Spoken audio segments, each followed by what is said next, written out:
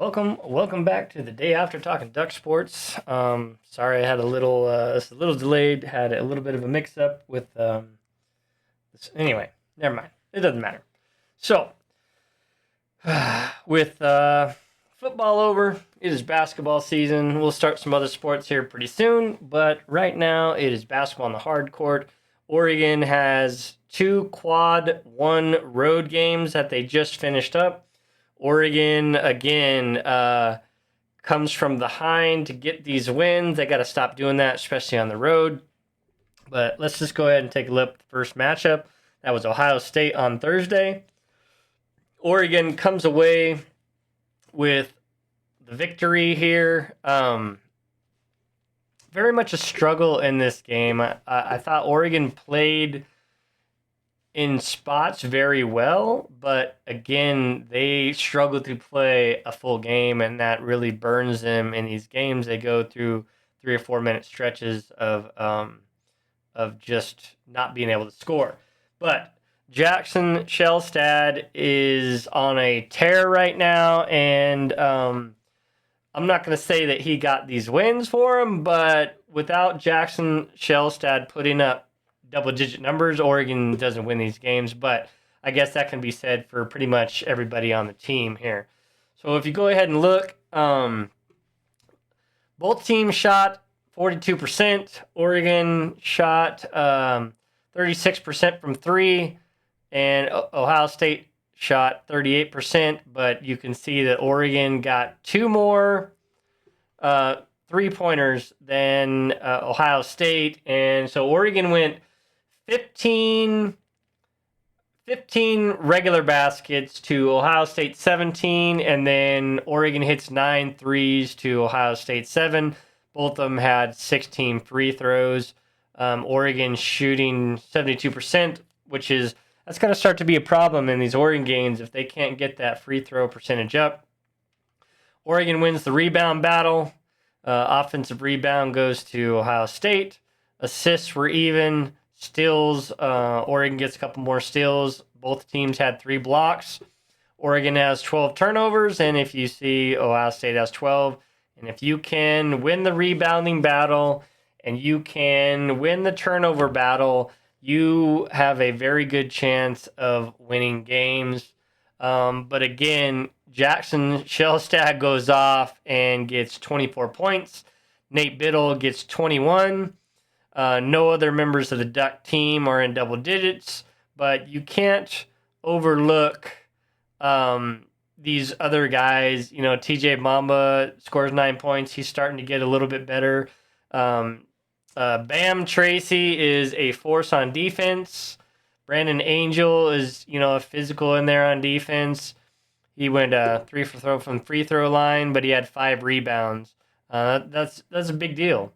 Jackson Shellstad, he gets 2 rebounds, 3 assists, 2 steals, 2 turnovers, but he puts in 24 points, goes 8 for 11 and 4 for 6 from 3, and then all 4 free throws.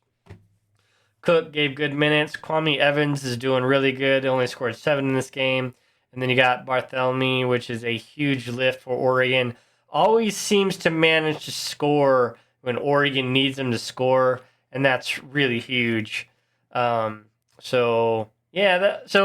this game was very, very interesting because it was Oregon was down, and Ohio State. No, so Oregon was up. Ohio State scores. Jackson Shellstad gets trapped at the baseline.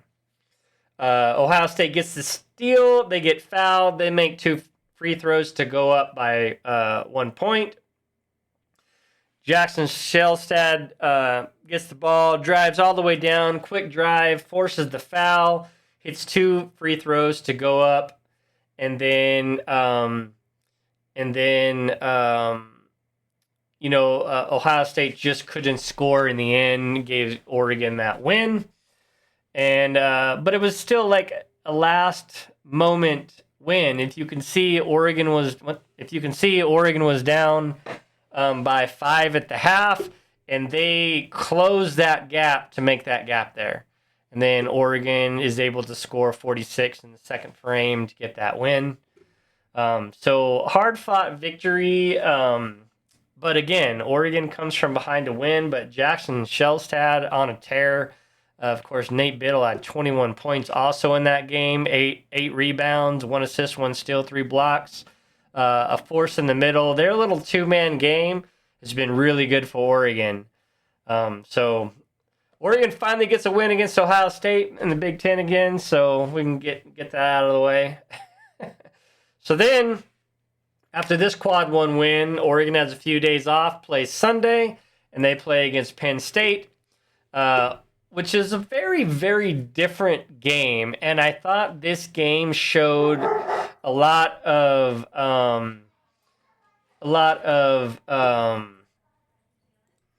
I thought this game showed a lot of tiredness in Oregon's legs starting the second half. I felt like they really dropped off, and which is a struggle for them to play that 40 minutes. But if you look, let's see. Oregon shoots 54% from the field. Portland. Penn State is 45%. 36% again from three-point line. The same with Penn State. So Oregon goes 23 here, and Penn State gets 24. Oregon scores one more 3, and that's your difference in the ball game there. Both teams get 12 free throws. Oregon loses the rebound battle, horribly loses the offensive rebound, but Oregon has 22 assists. No blocks for Oregon here, but they just played different in the first half. Oregon, goes into the half up by 7, but I think they were up by 14 points at one point, and then get outplayed in the second half. Of course, Keyshawn Bartholomew hits some key buckets, but this very much was a complete team game for Oregon, and they needed every single person in this game to win. I think the depth is what got Oregon this game, because I don't think if they were playing a shorter rotation that they would have had the legs to win.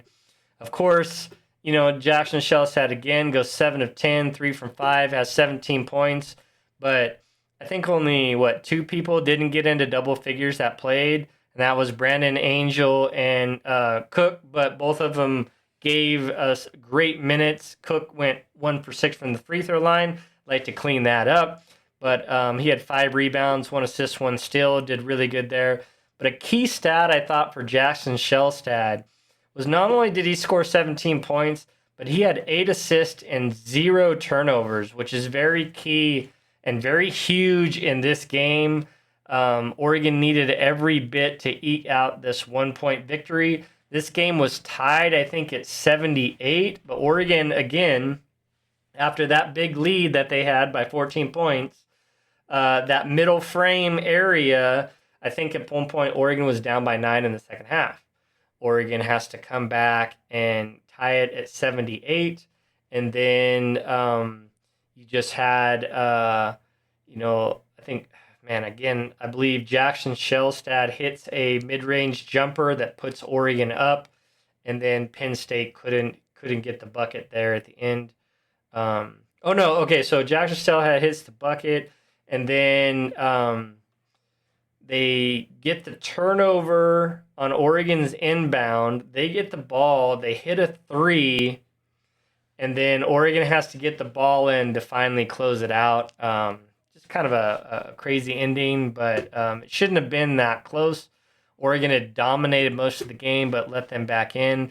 But in the end, Oregon comes from behind, gets that second quad 1 road victory, and moves on. So Oregon sits down here and basically, third position overall.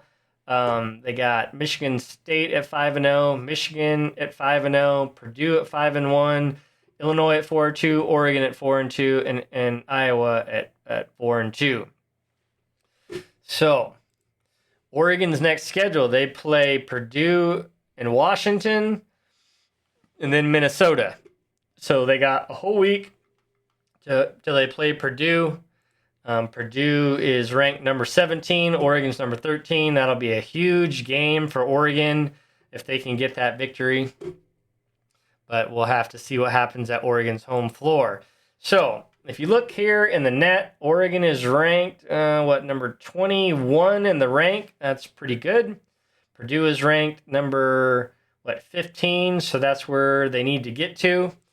And then, but Oregon is one of 2 teams with 7 quad 1 wins. The only other team with 7 quad 1 wins right now is Auburn.